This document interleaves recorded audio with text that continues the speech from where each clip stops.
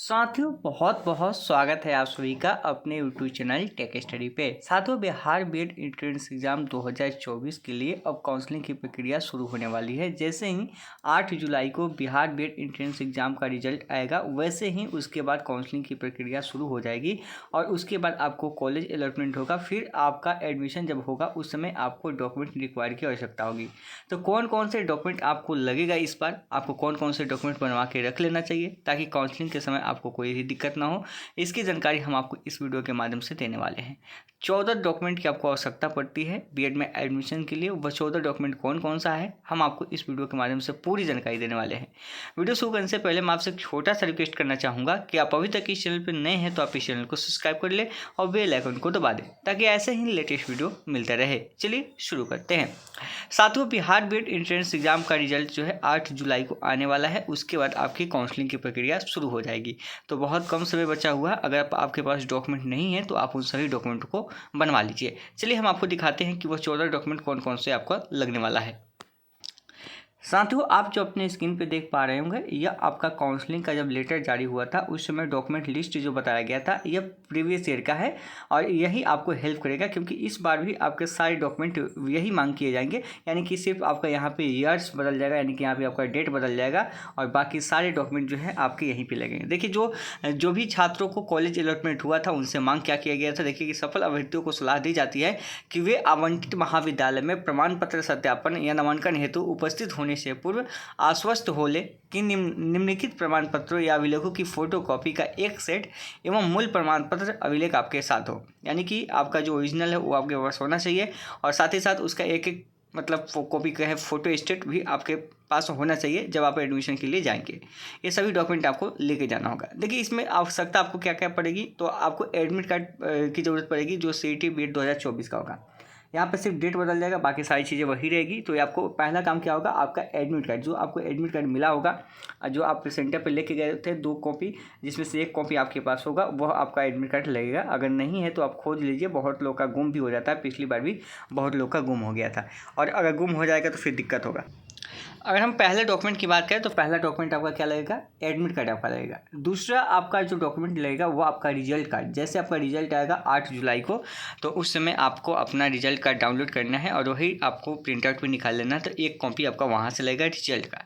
इसके अलावा college allotment कम part फी यानी 3000 रुपये पेमेंट रिसिप्ट। जब आपको कॉलेज अलॉटमेंट हो जाएगा उसके बाद आपको काउंसलिंग के लिए क्या करना होगा, पेमेंट करना होगा। रिजल्ट आएगा उसके बाद आपकी काउंसलिंग की प्रक्रिया शुरू होगी। तो जब आपको कॉलेज अलॉटमेंट होगा उस समय आपको 3000 रुपये पेमेंट करके कॉलेज को कंफर्म करना होगा। उसका रिसीविंग आपको चाहिए जब पेमेंट करेंगे तो यह आपको हम इसलिए पहले बता रहे हैं कि आगे जब प्रोसेस होगी तो इस सबको अपना डाउनलोड करके अपने पास रखिएगा। नहीं तो ऐसा नहीं कि पेमेंट कर दिया फिर बाद में परेशान हो जाएंगे कि हमने तो डाउनलोड ही नहीं किया। अगला है कि class 10th marksheet and certificate. यानी कि क्लास 10th का आपको मार्कशीट चाहिए और उसका सर्टिफिकेट चाहिए। यानी कि जो आपका मार्कशीट है 10th का वह चाहिए और सिर्फ आपको उसका सर्टिफिकेट चाहिए। उसमें एडमिट कार्ड वगैरह की आपको आवश्यकता नहीं पड़ती है। सिर्फ आपको 10th का मार्कशीट और उसका सर्टिफिकेट चाहिए जो ओरिजिनल होता है, मूल प्रमाण पत्र होता है, जो आप मैट्रिक किए होंगे तो उसके बाद 1 साल के बाद आपके स्कूल में आता है। अगला है 12th का। सेम आपको इंटर का भी आपको मार्कशीट देना है और उसका सर्टिफिकेट देना है। जैसे कि 2 साल बाद आपका इंटर का आ जाता है, ठीक है, वो आप ले लेंगे। अगला है कि ग्रेजुएशन। अगर आप ग्रेजुएशन है, फॉर्म तो फिलअप ग्रेजुएशन के ऊपर ही किए होंगे, तो ग्रेजुएशन है तो आपको ग्रेजुएशन का मार्कशीट देना होगा और ग्रेजुएशन का सर्टिफिकेट देना होगा। देखिए बहुत सारे ऐसे अभ्यर्थी हैं जो अभी तुरंत ही मतलब ग्रेजुएशन पास किए होंगे तो उनके पास अगर ओरिजिनल सर्टिफिकेट नहीं है, क्योंकि इसमें भी 1-2 साल बाद ही आता है आपका यूनिवर्सिटी से, तो अगर आपके पास नहीं है तो आपके पास प्रोविजनल होगा। अगर आप हाल ही में पास किए होंगे तो प्रोविजनल होगा। मान लीजिए आप 2-3 साल पहले पास कर गए हैं तो आप अपना जो है ओरिजिनल सर्टिफिकेट निकाल लीजिए, क्योंकि इसको भी निकालने में बहुत समय आपको लगता है। आप जिस यूनिवर्सिटी से अपना निकाल लीजिए तो आपका सर्टिफिकेट जो होता है, जो मूल प्रमाण पत्र होगा, आप उसको निकाल लीजिए। अगर आप पीजी किए हैं, अगर आपने पीजी का फॉर्म डालते समय आपने पीजी वहाँ पे अप्लाई किया है तो पीजी का मार्कशीट और सर्टिफिकेट आपको चाहिए। क्या चाहिए, पीजी का मार्कशीट और सर्टिफिकेट आपको वहाँ पे देना होगा। अगर आप पीजी उस समय सिलेक्ट किए होंगे तो आपको पीजी का भी डॉक्यूमेंट देना होगा, पीजी का मार्कशीट और इसका भी सर्टिफिकेट आपको देना होगा। ये चीज़ आपको ध्यान रखना है। देखिए इसमें आपका आगे जो है सीएलसी आपको लगेगा। सीएलसी जैसे कि आप ग्रेजुएशन कर लिए हैं, अगर आप हाईएस्ट क्वालिफिकेशन अगर आप यहाँ पे दिए हुए हैं ग्रेजुएशन दे दिया है तो आपको ग्रेजुएशन का सीएलसी चाहिए। ठीक है, हाईएस्ट अगर दे दिया है तो। अगर आप पीजी दिए हुए हैं तो पीजी का आपको सर्टिफिकेट चाहिए, पीजी का आपका सीएलसी चाहिए, ठीक है, ध्यान रखिएगा।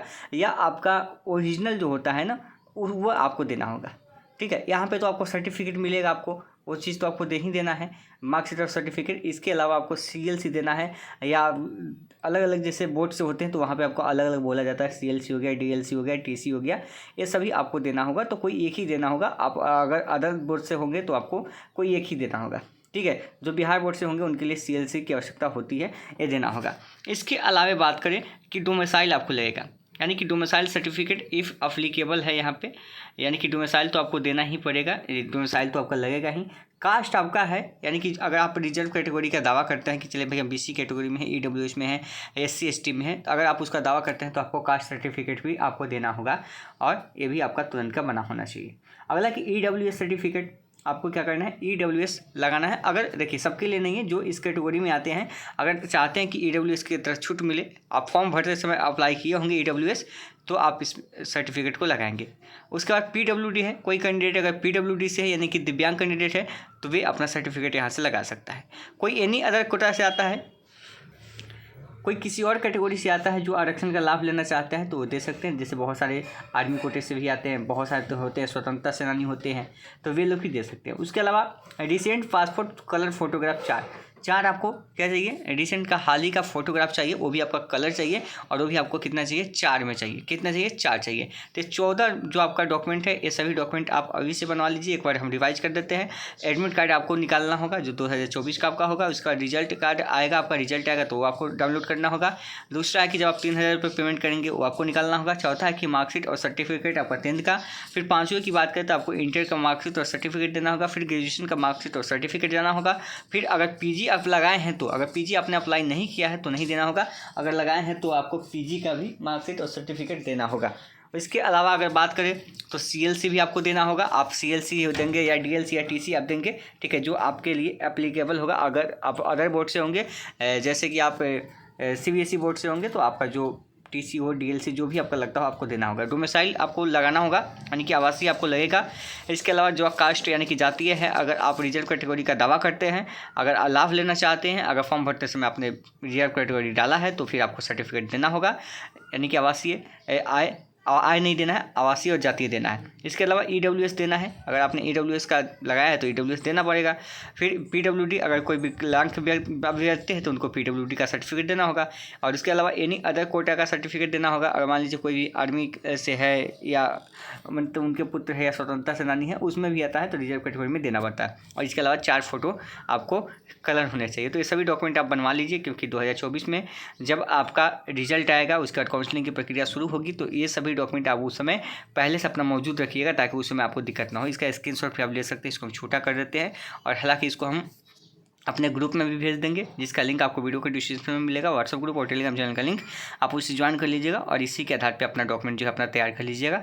तो उम्मीद करते हैं कि जानकारी आपको अच्छी लगी है, तो वीडियो को लाइक कीजिएगा। चैनल को पहली बार देख रहे हैं तो सब्सक्राइब कीजिएगा। मिलते हैं नेक्स्ट वीडियो में। धन्यवाद।